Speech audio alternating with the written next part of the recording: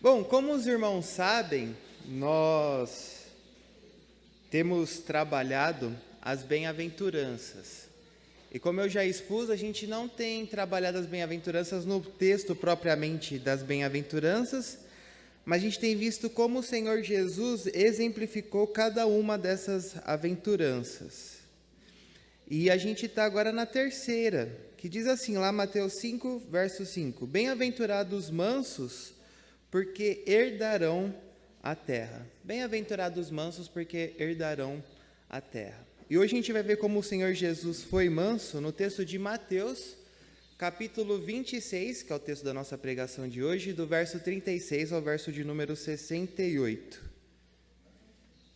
É o texto que narra a aprovação do Senhor Jesus no Getsemane e também a sua prisão, traição e prisão. Diz assim a palavra do Senhor nosso Deus.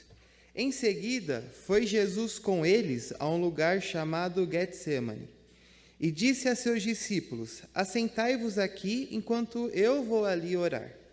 E levando consigo a Pedro e aos 2 filhos de Zebedeu, começou a entristecer-se e a angustiar-se. Então lhes disse, a minha alma está profundamente triste até a morte. Ficai aqui e vigiai comigo. Adiantando-se um pouco, prostrou-se sobre o seu rosto, orando e dizendo, meu Pai, se possível, passe de mim este cálice. Todavia, não seja como eu quero, e sim como tu queres. E voltando para os discípulos, achou-os dormindo e disse a Pedro, então nem uma hora pudeste vós vigiar comigo? Vigiai e orai, para que não entreis em tentação. O espírito, na verdade, está pronto, mas a carne é fraca. Tornando a retirar-se, orou de novo, dizendo, meu Pai, se não é possível passar de mim este cálice sem que eu beba, faça-se a tua vontade. E voltando, achou-os outra vez dormindo, porque os seus olhos estavam pesados. Deixando-os novamente, foi orar pela terceira vez, repetindo as mesmas palavras. Então voltou para os seus discípulos e lhes disse, ainda dormis e repousais, eis que é chegada a hora e o Filho do Homem está sendo entregue nas mãos de pecadores. Levantai-vos, vamos, eis que o traidor se aproxima. Falava ele ainda, e eis que chegou Judas, um dos 12, e com ele grande turba com espadas e porretes, vindo da parte dos principais sacerdotes e dos anciãos do povo. Ora, o traidor lhes tinha dado este sinal, aquele a quem eu beijar é esse, prendei-o. E logo, aproximando-se de Jesus, lhe disse, salve, mestre, e o beijou. Jesus, porém, lhe disse, amigo, para que vieste? Nisto, aproximando-se eles, deitaram as mãos de Jesus e o prenderam. E eis que um dos que estavam com Jesus, estendendo a mão, sacou da espada e, golpeando o servo do sumo sacerdote, cortou-lhe a orelha. Então Jesus lhe disse, embainha a tua espada, pois todos os que lançam mão da espada, a espada perecerão. Acaso pensas que não posso rogar a meu Pai, e ele me mandaria neste momento mais de 12 legiões de anjos? Como, pois, se cumpririam as Escrituras, segundo as quais assim deve suceder?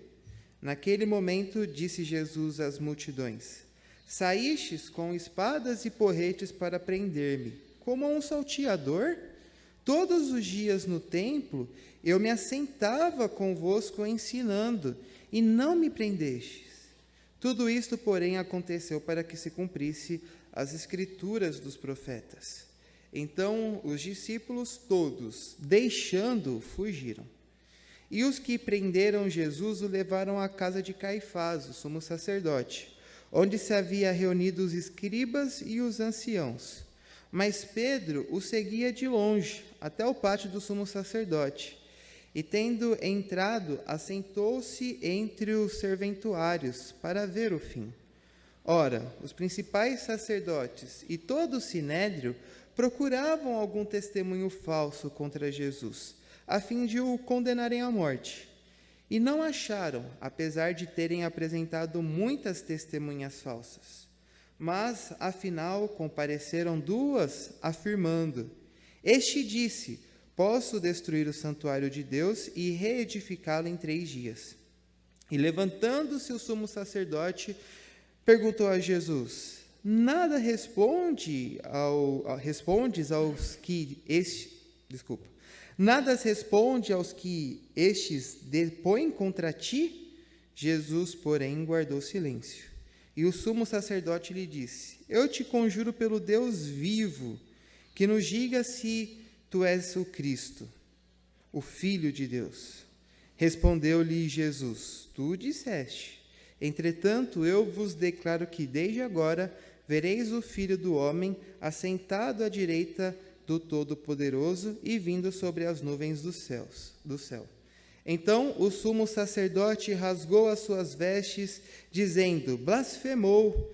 Que necessidade mais temos de testemunhas? Eis que ouvistes agora a blasfêmia. Que vos parece? Responderam eles: É réu de morte. Então uns cuspiram no rosto e lhe davam murros, e outros esbofeteavam, dizendo: Profetizai-nos, ó Cristo, quem é que te bateu?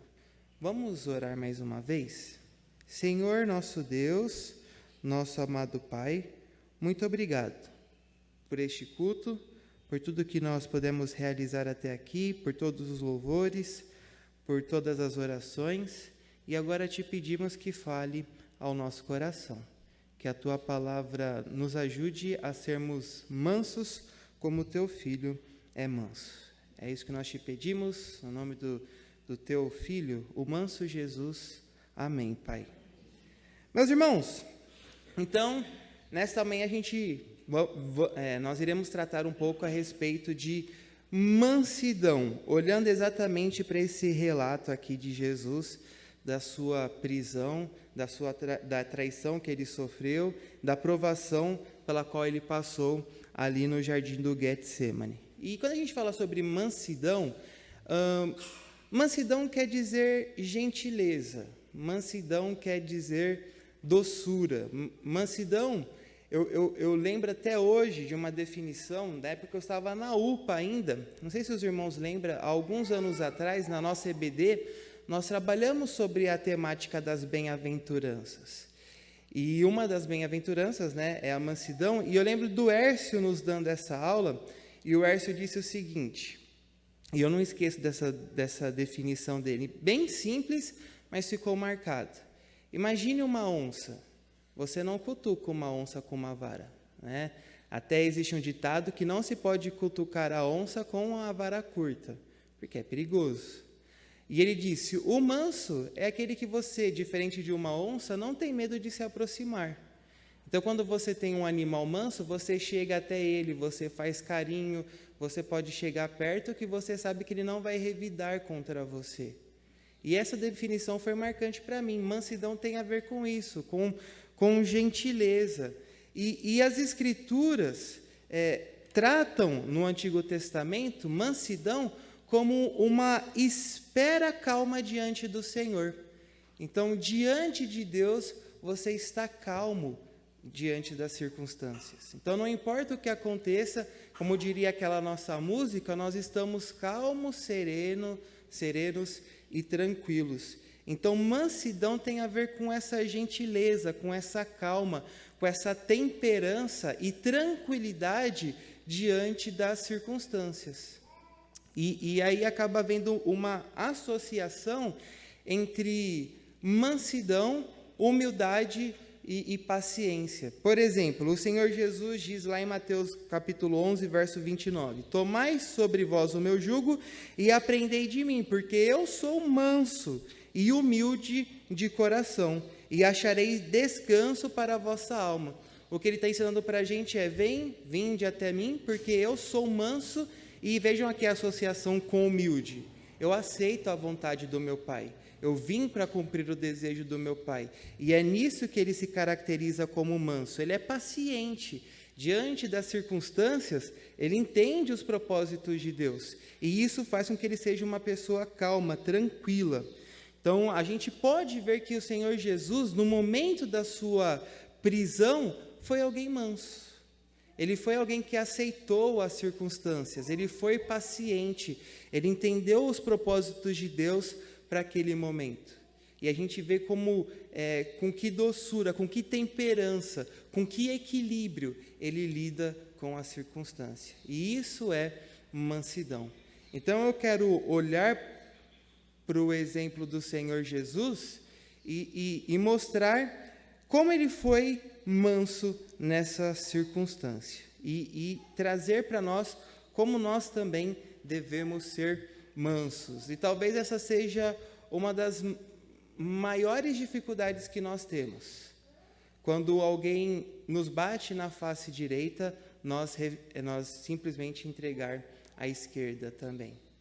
Esse é um desafio difícil. A gente tem a tendência de revidar, de querer dar as nossas respostas, de não levar desaforo para casa, mas o Senhor Jesus, ele não era assim. Ele sabia entender os propósitos das coisas e ser paciente mediante a todas elas. Então, vamos falar sobre a mansidão de Jesus. O primeiro ensino aqui é que o Senhor Jesus, ele foi manso diante da provação, do verso 36 ao verso de número 46. E o primeiro ensino que eu quero trazer aqui é que nós podemos ser mansos diante de uma provação. Veja que o Senhor Jesus, no verso 36, vai com seus discípulos até um lugar chamado Getsemane. E esse nome traz consigo um simbolismo. Getsemane significa lagar de azeitonas, ou lagar do azeite. Era o lugar onde você ia para amassar as azeitonas para produzir azeite. Então tem a ver com você pressionar, tem a ver com você pisar. E a gente pode entender que não é à toa, talvez, que o Senhor Jesus vai passar por uma das suas provações mais difíceis nesse lugar, porque nesse lugar ele vai ser provado como uma azeitona no seu largar. E aí Jesus, ele passando por essa provação, ele vai até esse lugar para orar. E qual era a provação? Qual que é a dificuldade aqui? É porque se aproxima o momento da cruz. O Senhor Jesus já está em Jerusalém, já está sendo planejado ali o seu assassinato, a sua morte, e é um momento difícil para ele. E isso vai gerar tristeza no coração de Cristo. E vejam, a tristeza não nos impede de ser mansos. Então, meus irmãos, o que eu quis trazer aqui para vocês agora é que nós podemos ser mansos diante de uma provação e que mesmo diante da tristeza nós podemos ser mansos. Não sei, às vezes a gente usa a nossa tristeza como desculpa para a gente ser grosso com as outras pessoas. Às vezes a gente usa a nossa situação difícil, a gente usa o momento difícil pelo qual nós estamos passando como desculpa para a gente acabar sendo rude com as outras pessoas. Olha, eu estou sofrendo, então isso me dá o direito de destratar todo mundo. Eu estou aqui na cama de um hospital, ninguém entende o que eu estou passando. E aí alguém vem e fala, olha, eu sinto muito. Aí a pessoa fala assim, não sente.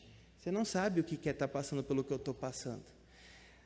Às vezes isso acontece, essa rudeza, ela é gerada, mas o Senhor Jesus está nos ensinando aqui que mesmo diante de uma aprovação, mesmo diante da tristeza, não há nenhum impedimento para nós sermos mansos.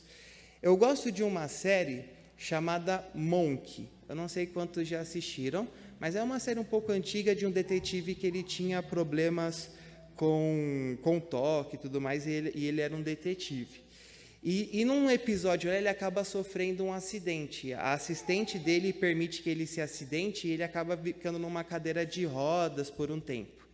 E o engraçado desse episódio é que, pela raiva que ele sentia da assistente, porque foi por conta dela que ele se machucou, ele começa a maltratá-la. Então, o episódio é todo ele infernizando a vida dessa moça pela situação que ele estava. Então, como ele não podia levantar da cadeira de rodas, ele falava, vai fazer isso para mim, vai fazer aquilo para mim, faz isso, faz isso, faz isso, faz isso. E a moça sofre até um ponto que ela acaba tendo que ser hospitalizada pela forma como ele a tratou. Por que eu estou falando isso? Porque esse é um exemplo claro de como, às vezes, por conta da nossa tristeza e do nosso sofrimento, a gente parece que quer que as pessoas sofram juntamente conosco. A gente quer puni-las por aquilo que nós estamos passando. E aí a gente não tem uma palavra de gentileza no momento de dificuldade. A gente quer justificar a nossa rudeza. E o Senhor Jesus não era assim. O Senhor Jesus era manso. E vejam que, como homem, ele estava sujeito às mesmas tristezas e angústias que nós. Vejam o verso 37, né? Ele diz que ele vai orar com seus discípulos, e no caso ele leva consigo Pedro, e João e Tiago, que são os filhos de Zebedeu, e o texto vai dizer aí que ele começa a entristecer-se e a angustiar-se. O coração entristecer aqui traz a ideia de dor. O Senhor Jesus começa a sentir uma dor mental, o Senhor Jesus começa a sentir uma dor no seu interior. Ele está sofrendo. E veja, não é porque você sofre que você pode deixar a mansidão de lado. O Senhor Jesus, como homem, está sujeito às mesmas, no caso, estava sujeito às mesmas angústias do que nós. E eu acho que a dor pela qual o Senhor Jesus passou é maior que qualquer dor que nós podemos passar. Porque o Senhor Jesus era um santo vivendo no meio dos pecadores. E ele sofreu. O texto de Isaías diz que ele era homem de dores, que ele sabia o que era padecer. O Senhor Jesus sabe o que é sofrimento. Então não ache que o seu sofrimento é justificativa para você ser rude com as outras pessoas. Para que falte gentileza na sua vida, para que falte paciência. Né? Às vezes, uma mãe pode falar assim, nossa, hoje não me provoque, porque hoje não é o dia de você me provocar. Porque hoje eu acordei com a pá virada, então toma cuidado. Ou o pai, não, hoje não. Hoje, se alguém falar alguma coisa, porque aconteceu alguma coisa no meu trabalho, quando eu chegar em casa, se alguém reclamar, vai ver só, não quero ouvir reclamação. Não existe desculpas. Seu sofrimento, sua aprovação, não é desculpa. E às vezes a gente vê isso, né? Pais que às vezes descontam o estresse do trabalho na família, chega em casa estressado, chega em casa e falta gentileza. Temos que tomar cuidado, porque o Senhor Jesus foi manso em todo momento. E ele vai mostrar para nós que uma das chaves para a mansidão é a oração.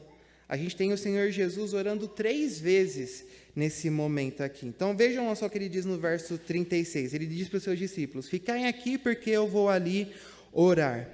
E aí, no verso de número 38, ele pede aos seus discípulos, minha alma está profundamente triste, fiquem aqui e vigiai comigo, falando aqui aos 3 que o acompanharam. Então, vejam que Jesus, ele era perseverante na sua oração, porque ele vai, ora, depois ele volta aos seus discípulos, ele vê que eles estão dormindo, ele exorta que eles não durmam e volta a orar. E aí, de novo, ele termina a sua oração, volta aos seus discípulos e vê que está dormindo, exorta eles novamente e volta a orar. E por fim, ele termina a oração, volta aos seus discípulos e diz, é chegada a hora. Então, o Senhor Jesus era perseverante na sua oração. Além disso, na sua oração, ele era submisso à vontade do Pai. Vejam o que ele diz aí no verso 39. Meu Pai, se possível, passe de mim este cálice. Todavia, não seja como eu quero, e sim como tu queres. Aqui o Senhor Jesus, um pouco antes da sua morte, antes um pouco do seu sofrimento final, ele faz essa oração para o Pai. Eu vou permitir que vocês deem uma resposta. A oração de Jesus foi ou não respondida? Sim ou não? Sim ou não? Sim. Quem acha que sim, levanta a mão. Quem acha que não foi respondida, levante a mão. Então, a quem acha que não foi respondida, a quem acha que foi respondida. Qual foi a oração de Jesus? Essa foi a oração de Jesus. Faça-se a tua vontade. Se possível, quanto à sua natureza humana, o Senhor Jesus está aflito. E ele expressa aí um desejo, as pessoas têm dificuldade de entender e conciliar as duas naturezas do Senhor Jesus. E eu gosto de um teólogo, que ele, na verdade, o comentário do púlpito diz o seguinte: aqui a gente não tem dificuldade de entender esse texto quando a gente entende as duas naturezas do Senhor Jesus. Quanto à sua natureza humana, ele disse que, se possível, não gostaria de passar isso, mas em todo o tempo ele foi submisso ao Pai. A essência da oração de Jesus é a seguinte: faça-se a tua vontade. Foi isso que ele pediu ao Pai. Então aqui é o Senhor Jesus manifestando a sua natureza humana, manifestando a sua angústia diante da morte, mas ao mesmo tempo manifestando a sua submissão a Deus. Ele está mostrando: Pai, eu sou submisso, eu cumpro a tua vontade. Então sim, a vontade de Deus foi feita. Então sim, a oração de Cristo foi ouvida. E vejam como Cristo é fortalecido na oração. Lá no texto de Lucas vai dizer que um anjo vem e assiste ao Senhor Jesus, mas eu quero mostrar para vocês, a partir do verso 40 e 41, como a oração fortalece Jesus nesse momento. Depois de ele orar pela primeira vez, ele volta até os seus discípulos e ele vê que Pedro e os outros estão dormindo. E ele fala diretamente com Pedro. Ele fala: Pedro, olha só, né? Nenhuma hora você pode ficar comigo, nenhuma hora você consegue vigiar. E por que o Senhor Jesus fala diretamente com Pedro aqui? Porque há pouco tempo Pedro disse para o Senhor Jesus: Senhor Jesus, se te prenderem, se vierem contra o Senhor, eu estou pronto para morrer por ti. Então vejam aqui a disposição de Pedro, de morrer pelo Senhor Jesus. Mas chega a hora de orar, o que ele está fazendo? Ele está dormindo. Então, embora ele tivesse essa disposição, embora o espírito dele estivesse pronto para morrer pelo Senhor Jesus, a sua carne era fraca. Então Jesus está falando assim: olha, eu sei, Pedro, que no seu coração você tem o desejo de não me negar. Eu sei que no seu coração você tem o desejo de permanecer firme quando o momento difícil chegar, mas a carne é fraca. Então, por mais que o seu espírito esteja pronto, por mais que em seu coração, no seu intento, você já se decidiu, a sua carne é fraca. Então, o que você precisa fazer para não cair na provação? Orar. Você precisa vigiar. É o que ele está dizendo. Então, o Senhor Jesus está mostrando que é na oração que nós somos fortalecidos para cumprir aquilo que o nosso coração muitas vezes deseja. E o Senhor Jesus, diferente de Pedro, quando foi tentado, não caiu.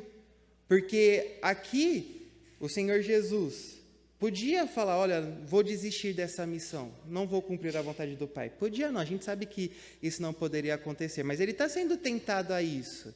Ele podia, é difícil aqui falar ele podia, né? Mas, deixa eu colocar, talvez pensar uma expressão melhor. Diante da tentação, o Senhor Jesus busca fortalecimento. Essa é a melhor expressão aqui. Quando ele é tentado, quando ele é provado, diferente de Pedro, ele realiza aquilo que está no seu coração. O que estava no coração do Senhor Jesus, o Espírito do Senhor Jesus, estava determinado em cumprir a vontade do Pai. Mas quanto à carne, o Senhor Jesus não é fraco, porque ele ora, porque ele vigia. Então ele é preparado para cumprir aquilo que deseja. Enquanto Pedro, que não ora, não vigia, porque na carne é fraco, não está preparado para cumprir aquilo que deseja. O que isso nos ensina? Que mansidão, primeira coisa, é um fruto do Espírito Santo.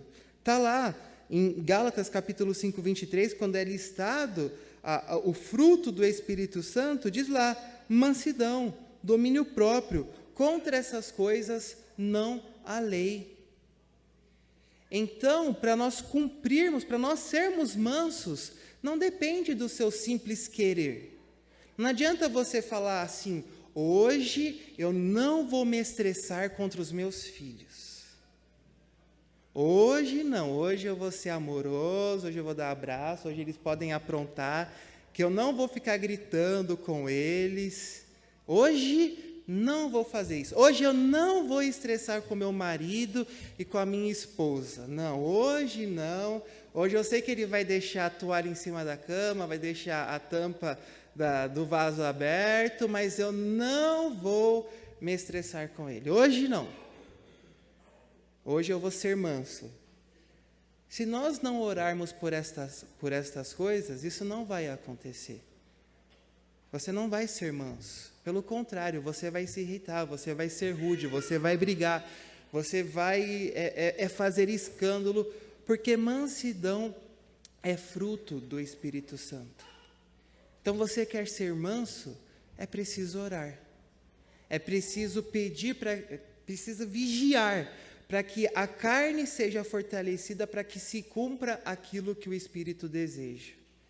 Não adianta só você querer no seu coração, você vai fracassar se não buscar em Deus as respostas. E é isso que o Senhor Jesus está ensinando. Se mansidão é um fruto do Espírito Santo, nós precisamos nos encher do Espírito Santo. Mas como nos enchemos do Espírito Santo? Por meio da oração. Então, muitas vezes nós queremos fazer alguma coisa, mas não conseguimos. E a mansidão é dessa forma. E por que não conseguimos? Porque não vigiamos. Por que Pedro negou ao Senhor Jesus? Por que Pedro fracassou? Ele disse, eu vou morrer pelo Senhor. Quando chegar a hora, eu vou estar contigo. Mas por que ele fracassou? Porque ele não vigiou. Porque Pedro, quando tinha que orar, estava dormindo. E às vezes, quando chega a hora de nós fazermos o correto, a gente não consegue. Porque nós passamos as nossas horas dormindo. Então, qual é a chave para a mansidão verdadeira? Oração. Então, seu filho vai aprontar. Seu marido talvez deixe a toalha em cima da cama. Não sei, acho que isso não acontece não, né? Isso não é realidade. Essas coisas não acontecem. Eu estou pensando que eu não sou casado, estou tentando pensar em ilustração aqui, eu não sou muito bom nisso. Mas você aí que é casado sabe o que te incomoda. Você sabe aquilo que te irrita. O que você tem que fazer? Colocar isso diante do Senhor. Falar, Deus, é pela tua graça que eu vou ser manso hoje. Não é porque eu tenho a capacidade, não é porque eu simplesmente tenho desejo, mas porque o Senhor me capacita a ser manso. E você dobra o seu joelho. Primeira coisa que você faz quando acorda, Senhor, hoje eu não vou, eu sei que vai ter aquele meu colega de trabalho que é muito chato, e faz aquelas piadinhas que eu não suporto, mas hoje eu vou ser manso com ele. Hoje eu vou ter paciência com ele. E o Senhor vai me fortalecer para essa tarefa. Vigie e orem. Essa é a chave para a mansidão. Vejam, o Senhor Jesus passou por dificuldade. O Senhor Jesus esteve triste, mas foi manso. Ele aceitou as circunstâncias. Ele foi paciente em relação a elas. Alguém viu aqui o Senhor Jesus reclamando para o Pai? Alguém viu aqui o Senhor Jesus, pai, como que o Senhor faz essas coisas comigo? É assim que o Senhor me trata? Eu sou teu filho e eu vou sofrer? Foi essa rudeza que o Senhor Jesus demonstrou aqui? Não, foi gentileza. Pai, estou aqui, faz o que o Senhor quiser. Então, Jesus foi manso diante das provações. Nós precisamos ser mansos diante das provações. O Senhor Jesus também é manso diante da violência. E aqui é a nossa maior dificuldade. Porque nós podemos até ser manso com aquela pessoa que é boazinha comigo. Mas aquele que me provoca, eu sou uma onça, então não me cutuque com vara curta. E lembre do exemplo do Hércio.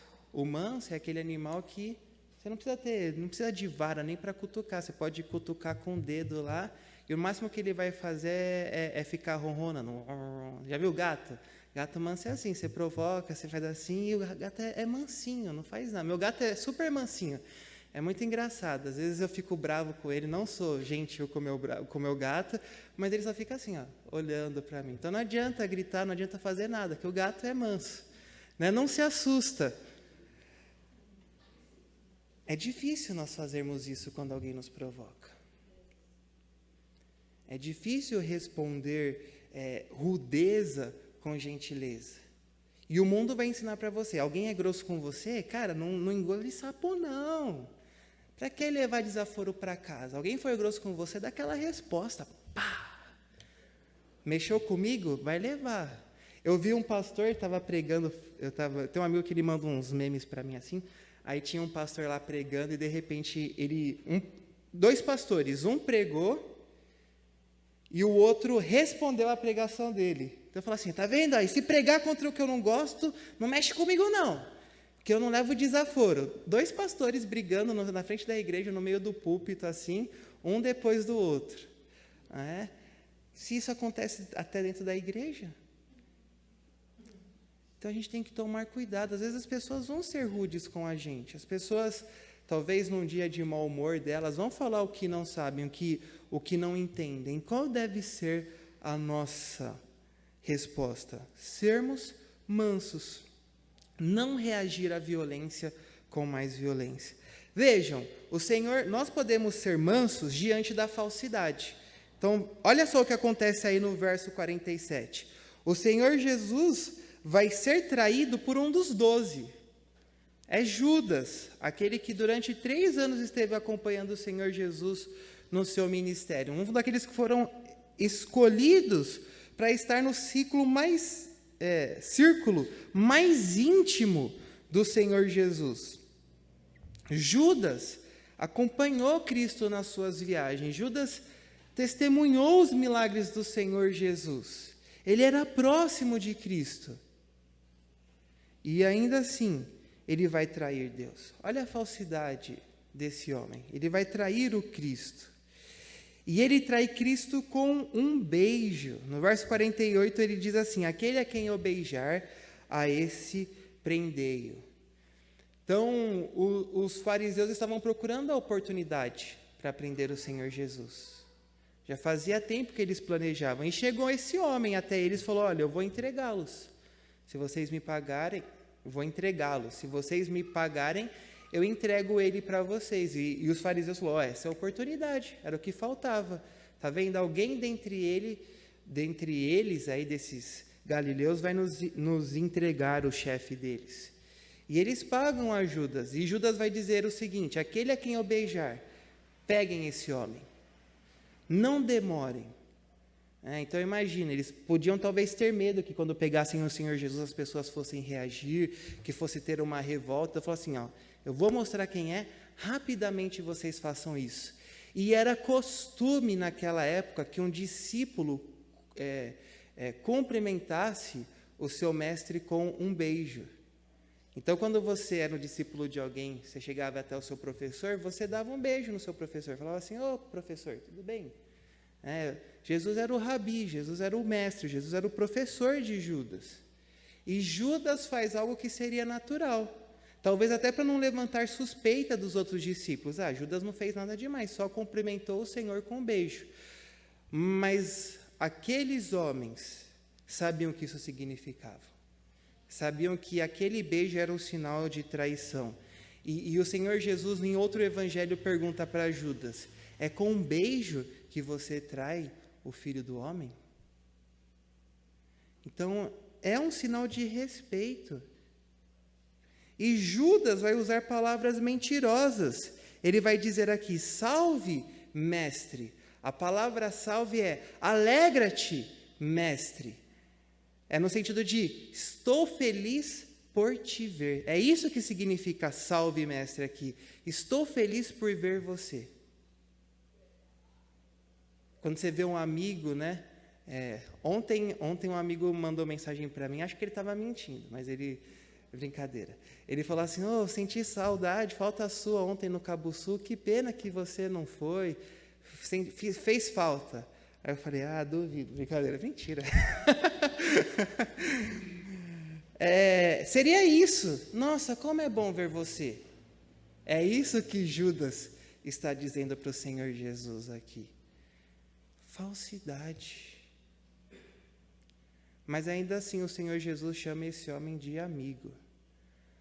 Amigo. E aqui não é uma pergunta, embora na nossa tradução esteja como uma pergunta, não é uma pergunta que o Senhor Jesus está dizendo. Ele falou: amigo, você sabe por que você veio? Você veio aqui para me trair. É por isso que você está aqui. Amigo, você não está feliz em me ver. O seu beijo não foi sincero. Amigo, o que você está fazendo? E o Senhor Jesus foi manso com esse homem. O Senhor Jesus lavou os pés desse homem. E às vezes a gente acha que por conta de alguma característica de alguma pessoa, a gente pode simplesmente destratá-la. Aquela pessoa ali, não tem como conviver com ela, não. O pastor falou sobre isso na quinta-feira, né? Falou que às vezes a gente fica achando desculpa para a gente não demonstrar amor com os outros. Para alguns é fácil, para outros é mais difícil. Não tem desculpa para você não demonstrar amor com alguém. Mas a pessoa me tratou mal. Não importa. Mas a pessoa é grosseira comigo. Não importa. Não é esse o fator aqui. O Senhor Jesus foi gentil mesmo diante da falsidade. O Senhor Jesus foi gentil diante da agressividade. É dito aí que uma turba, ou seja, uma multidão veio para prender Jesus. Não foram poucas pessoas, foram muitas pessoas que vieram com porretes e espada. Eu não sei você, mas ninguém anda com espada para falar com um amigo. Você só usa, vamos pensar assim, né? Você não iria vou usar uma figura mais simples, você não chegaria na casa de uma pessoa boa com um monte de policial ou segurança à sua volta. Você chegaria na casa de alguém com um monte de policial, você chegaria na casa de alguém com um monte de segurança se por algum motivo você se sentisse inseguro naquela circunstância, se sentisse em perigo. Mas por um homem, e é o que o Senhor Jesus fala, para um homem que passou os dias sentado no meio de vocês ensinando, vocês chegam com porrete, vocês chegam com espada, isso é realmente necessário? Eu estive aqui o tempo todo. Vocês precisam mesmo me tratar como bandido? Vocês precisam ser tão agressivos em relação a mim? É a mesma coisa de chegar no pastor César e chegar com uma arma. Falar: pastor César, agora a gente vai resolver aquela situação. Tem necessidade? Vou apontar uma faca para o pastor César. Pastor César, agora a gente... Pastor César, se você só falar: pastor, me ajuda, ele vai falar: claro que sim. Uma pessoa mansa, vocês acham que tem a necessidade de apontar uma faca para ele? Não existe isso. Mas foi assim que o Senhor Jesus foi tratado. Diante da agressividade, ainda assim, ele se manteve manso. E por quê? Porque quando Pedro saca a espada e tenta matar Malco, que era o guarda do sumo sacerdote, o Senhor Jesus fala praticamente isso: quem com ferro fere, com ferro será ferido. É mais ou menos, trazendo para os dias de hoje, seria esse ditado: olha, aquele que recorre à espada, pela espada perecerá. Não, Pedro, não é esse o caminho, não é o caminho da violência. Não é dessa forma que você vai responder a essa agressividade. E o Senhor Jesus foi manso, até mesmo diante do abandono, porque lá no finalzinho aí, no verso 56, vai dizer que seus discípulos fugiram. Imagine que você tem um amigo bem próximo de você. E esse amigo falha com você, ele te trai, talvez não uma traição como Judas fez com o Senhor Jesus, e no momento de dificuldade ele te abandona como os discípulos abandonaram o Senhor Jesus. E tempos depois você reencontra essa pessoa. Ela está bem diante de você. Como você a trataria? Você consegue imaginar? Como você lidaria com essa pessoa? Será que você simplesmente fala, tudo bem com você? Você seria gentil com essa pessoa? Você conseguiria ser gentil com ela? Você conseguiria ser manso? Você conseguiria dar um abraço numa pessoa que te traiu?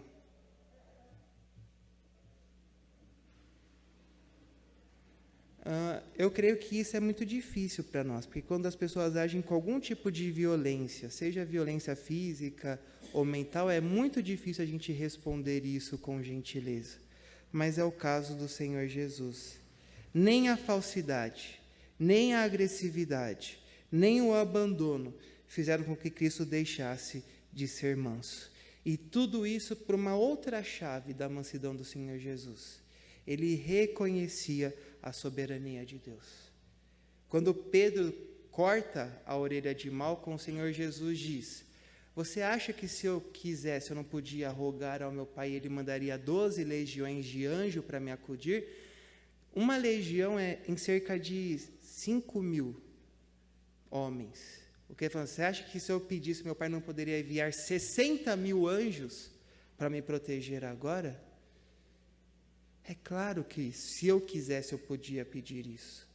Mas se eu fizesse isso, não se cumpriria os propósitos de Deus para a minha vida. Não se cumpriria os propósitos de Deus para a humanidade. Então, eu preciso ser morto, eu preciso ser tratado com falsidade, eu preciso ser tratado com agressividade, eu preciso ser abandonado para que se cumpra os propósitos de Deus na minha vida. Será que a gente tem consciência de que tudo o que acontece na nossa vida está no controle de Deus? Não só as coisas boas, mas quando alguém te decepciona, não pense que Deus perdeu o controle ou a mão sobre a situação, porque não perdeu. Tudo que acontece está debaixo dos planos de Deus, inclusive o nosso sofrimento. E o que a gente precisa aprender? A confiar. Jesus confiava no Pai. É o que ele está mostrando. Eu sei que o meu Pai cuida de mim, ainda que eu passe por essas circunstâncias. Então, isso volta lá naquele ponto anterior. Você poderia abraçar alguém que te magoou, alguém que te feriu? É difícil a gente olhar o ponto positivo em meio às dificuldades, mas é o que o Senhor Jesus está fazendo aqui. Tudo isso é para se cumprir o propósito de Deus. A pessoa que me feriu, a pessoa que me traiu, ainda assim, o plano de Deus é manifesto aqui. Deus tem um propósito para isso. Deus tem um propósito até para a perseguição que eu sofro. Então, sim, eu cumprimentaria essa pessoa.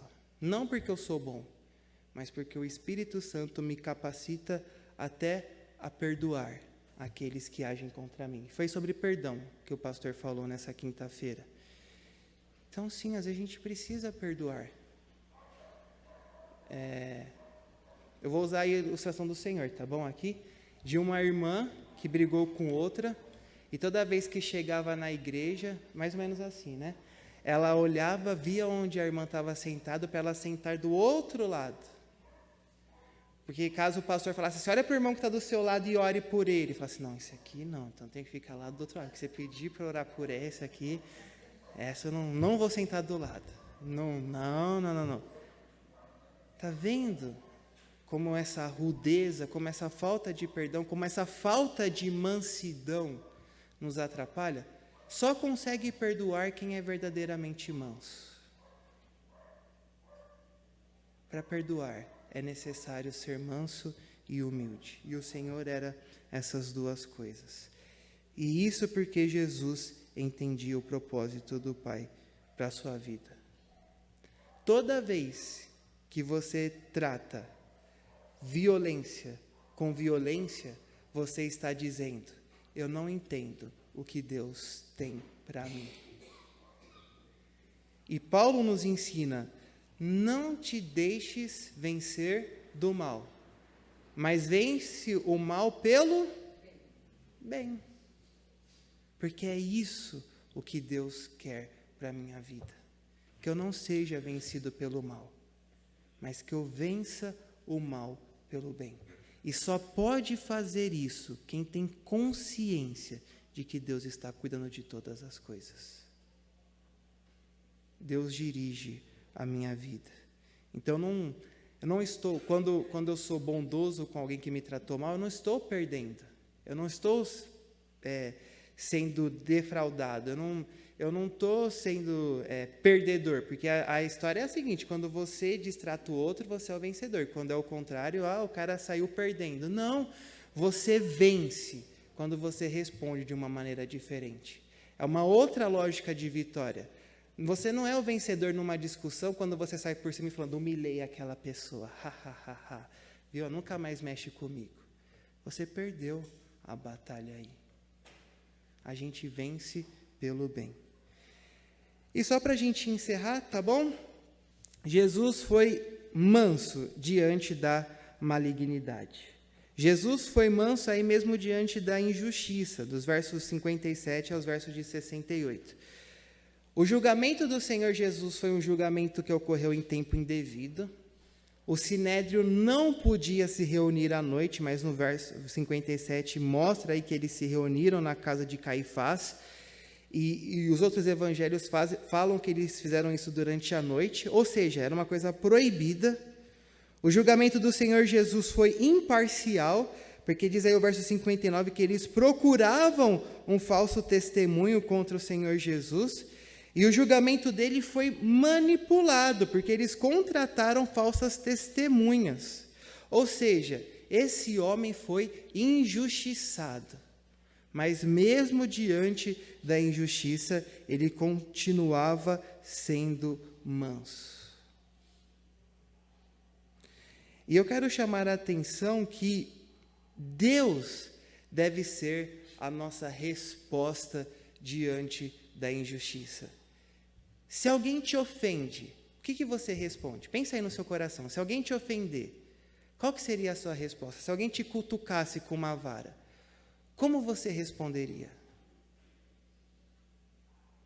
Quando acusaram o Senhor Jesus, como ele respondeu? Como o texto diz que ele respondeu? Como? Com o quê? Só o pastor? Vocês estão respondendo para mim, é isso. Com silêncio. O Senhor Jesus não respondeu. Por quê? Por que ele não respondeu? Primeiramente, porque se ele respondesse, ele estaria dando valor a essas acusações. E o Senhor Jesus geralmente faz isso. Quando as coisas são sem lógicas, ele não discute com o insensato, ele não discute com o louco. Ele não tem que responder a essas falsas acusações, porque são falsas. Se ele se dignasse a respondê-las, ele estaria dizendo, talvez elas tenham algum sentido. Não tinham. Eram mentira. Mas mais do que isso, porque o Pai é quem deveria responder no lugar do Filho. Não sei quantos de vocês ganharam quando chegou agora, a época de aniversário, um dos livrinhos que a gente estava distribuindo era 5 votos para obter poder espiritual, do Tozer. E é muito interessante que ele diz assim: deixe que Deus seja aquele que te defenda. Quando alguém te insultar, quando alguém te ofender, quando alguém agir contra você e for injusta essa acusação, não responda. Mantenha-se em silêncio e deixe que Deus vai ser o seu juiz, tanto dele como você. Deixa que Deus vai te defender, Deus vai ser o seu advogado diante das acusações. O pai era o advogado do filho. E o Senhor Jesus... Oi? Alguém falou alguma coisa?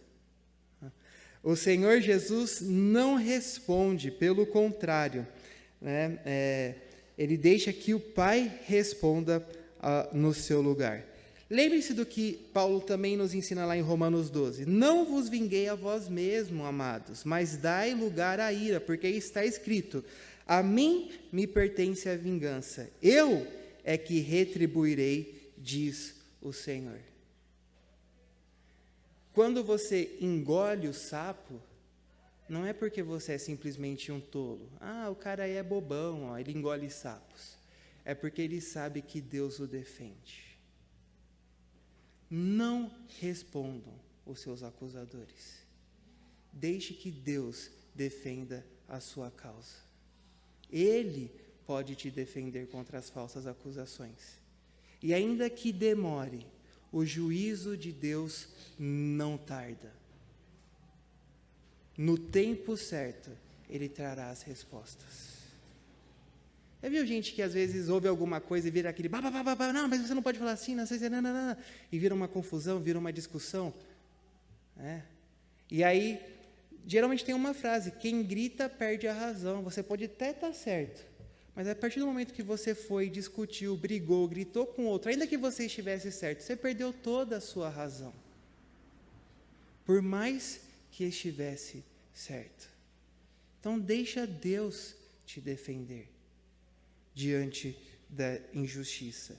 E Cristo sempre lidava com a injustiça, lidava com a mentira, com a verdade. Porque no verso 63, por que o Senhor Jesus dá uma resposta depois? Porque vai ver aí que o sumo sacerdote vai conjurar ele pelo Deus vivo. Ou seja, é uma citação formal. O sumo sacerdote está dizendo assim: diante da autoridade que eu tenho como sumo sacerdote, estou conjurando pelo Deus vivo que você nos dê uma resposta.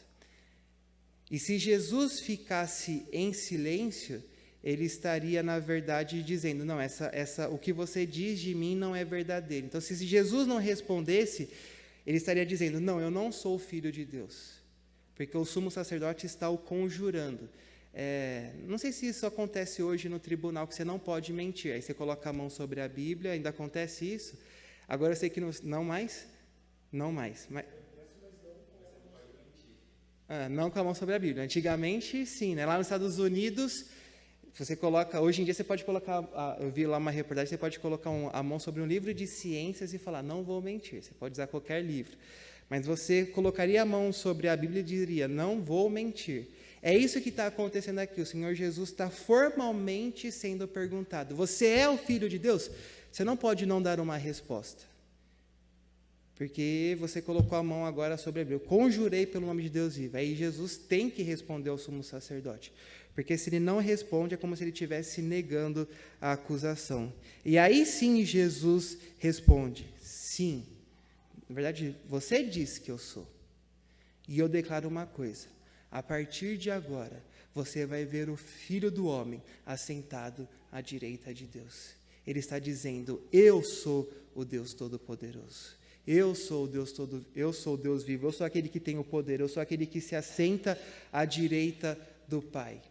E vocês vão ver esse poder vindo sobre os céus. Isso foi o cúmulo. Aí os judeus vão dizer: blasfemou, está vendo? Ele se fez igual a Deus. Mas Jesus não faltou com a verdade. Em todo o tempo ele foi verdadeiro.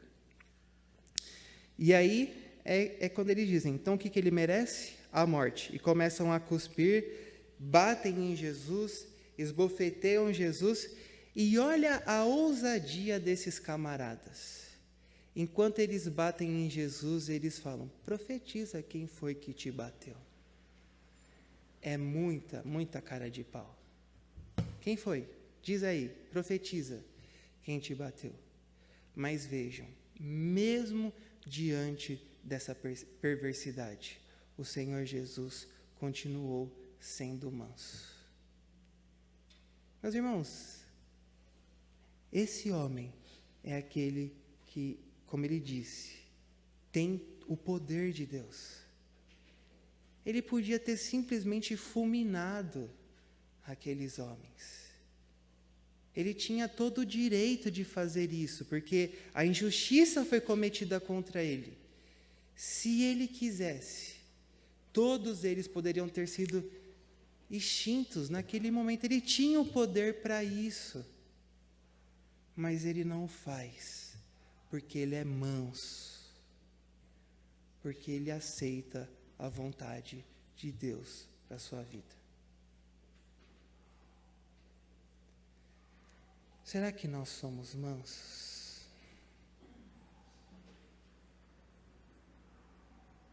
A gente é tão inferior ao Senhor Jesus. A gente não tem nem poder, às vezes, para retribuir o mal que alguém faz para a gente. A gente não tem poder nenhum. E às vezes a gente fica no nosso coração lá, vou me vingar. E passa a vida toda planejando uma forma de se vingar, quando você não tem poder nenhum para fazer isso.